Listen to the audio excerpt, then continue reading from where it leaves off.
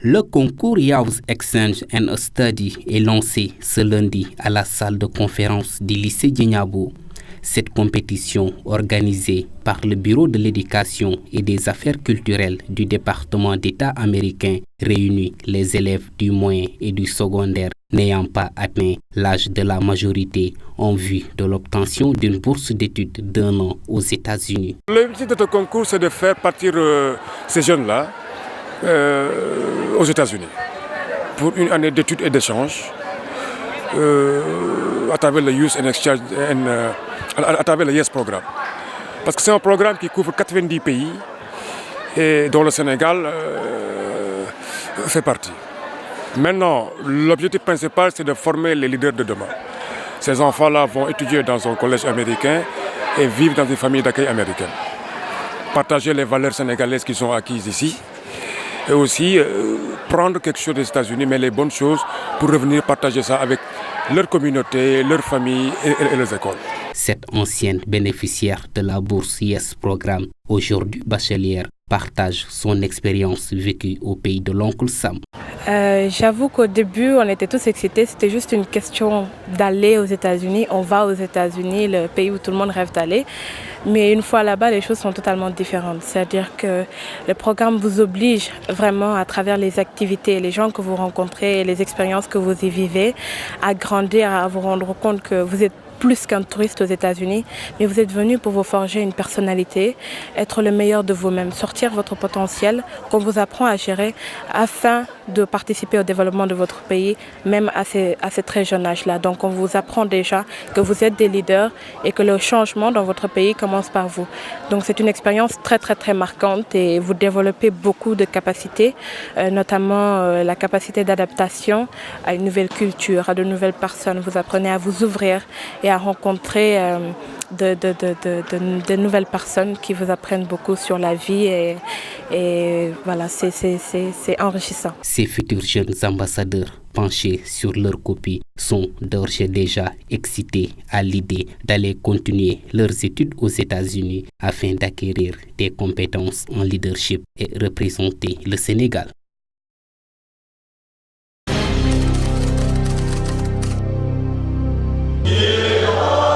C'est autour de leur père évêque que les chrétiens de Ziguinchor se sont réunis hier pour lancer les activités pastorales de l'année 2016-2017. Une messe d'ouverture officielle a posé les jalons pour permettre aux chrétiens de s'impliquer dans cette chose qui leur est commune à tous, la vie du diocèse. Et nous invitons tous les chrétiens pour ce qui concerne les JDE. Les JDE qui sont une activité vraiment très importante pour la vie du diocèse, qui regroupe tout le monde. Je fais également une invite par rapport aux unités de production sur qui l'évêque compte beaucoup, afin de pouvoir participer réellement, je dis bien participer réellement à la vie de notre diocèse. La somme des efforts fournis durant l'année 2016 permettra de relancer les activités pastorales. Le bilan proposé permettra aussi de promouvoir l'engagement des fidèles dans leur devoir ecclésial, une obligation pour tout chrétien de soutenir la pastorale des prêtres et de l'évêque. Pour nous, c'est un moment phare parce qu'on se prépare à cela. Prenons mon exemple déjà à travers cette messe. Je me sens déjà actif pour toute l'année pastorale avec tous les événements que vous savez qu'il y a à Ziguinchor à travers les kermesses, les JDE, les JMJ et toutes les autres activités ainsi que la Caritas qu'on n'oublie pas aussi. La chrétienté déjà doit être vécue en soi-même. Et donc au fond de nous-mêmes, si on est engagé et qu'on se sent responsable de l'engagement de notre diocèse, du coup on se doit de pouvoir honorer notre obligation. Et vous avez parlé tout à l'heure en fait du denier du culte. Reconnaissons que c'est une obligation. La communauté chrétienne de Ziguinchor a cela de particulier. Une vie diocésaine avec de grands rendez-vous annuels marqués par la messe d'ouverture de l'année pastorale et les JDE, Journée diocésaine de l'évêque, pour plus de communion, plus de fraternité et plus de projets soutenus, portés et réalisés entièrement par les fidèles eux-mêmes. Je jure. Et je suis venu cette fois-ci juste pour regarder le processus de la paix, qu'est-ce qui se passe, et aussi pour visiter plusieurs projets financés par le gouvernement des États-Unis. Aujourd'hui, je suis allé en voiture vers la route RN6 qui a été financée par la MC. Le défi des extrémismes violents, c'est très grave. Et pour cette question, je pense que les États-Unis et le Sénégal, nous sommes dans le même bateau. Parce que même dans mon État de Californie, nous avons souffert d'attentats terroristes. Et aussi à Paris, à Bruxelles et dans beaucoup de pays d'Afrique de l'Ouest, il y avait ce problème. Et donc c'est très important pour le Sénégal et les États-Unis et les autres pays de collaborer, de réduire le risque d'attentats terroristes. Et ça, c'est une autre raison. Je pense que le Sénégal est un partenaire naturel pour les États-Unis parce que les Sénégalais et les Américains sont d'accord d'avoir l'espoir de vivre dans une société sûre avec la sécurité. Et donc, il faut travailler ensemble juste pour assurer cette sécurité. Exit Nicolas Sarkozy. L'ancien chef de l'État a été éliminé hier dès le premier tour de la primaire de la droite et du centre en vue de la présidentielle. Arrivé troisième du scrutin avec moins de 21% des voix, il a reconnu sa défaite avant d'annoncer ce qui semble être un retrait de la vie politique. Retrait qu'il avait déjà annoncé en 2012 après sa défaite lors du second tour de la présidentielle. Il est donc temps maintenant pour moi d'apporter une vie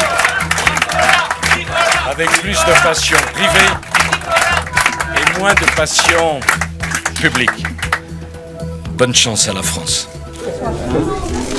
Nicolas Sarkozy apporte son soutien à celui qui fut son Premier ministre, François Fillon, arrivé très largement en tête de ce premier tour avec plus de 44% des suffrages.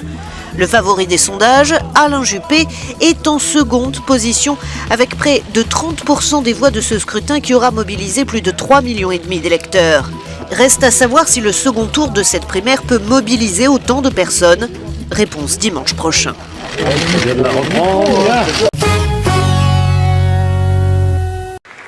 Angela Merkel, candidate à sa propre succession. À 62 ans et au pouvoir depuis déjà 11 ans, la chancelière allemande briguera un 4e mandat lors des législatives prévues à l'automne 2017. Elle ambitionne aussi d'être réélue à la tête de la CDU début décembre. Objectif, défendre les valeurs démocratiques face à la montée du populisme. Pour ce qui est de la politique, dit-elle, il s'agit toujours d'équilibrer les intérêts, les compromis, les progrès, les étapes franchies pas à pas. Et j'essaie toujours de le faire sur la base de nos valeurs. Démocratie, liberté, respect de la loi, dignité de chaque être humain, indépendamment de sa couleur de peau, de sa religion, de son orientation sexuelle ou de sa position politique. Angela Merkel attaque l'année électorale affaiblie suite à l'arrivée controversée d'1 million de réfugiés dans le pays. Elle a vu sa popularité s'éroder et son parti a subi plusieurs revers électoraux. Mais après les victoires des partisans du Brexit au Royaume-Uni et de Donald Trump à la présidentielle américaine, elle apparaît comme un pôle de stabilité rassurant dans le monde occidental.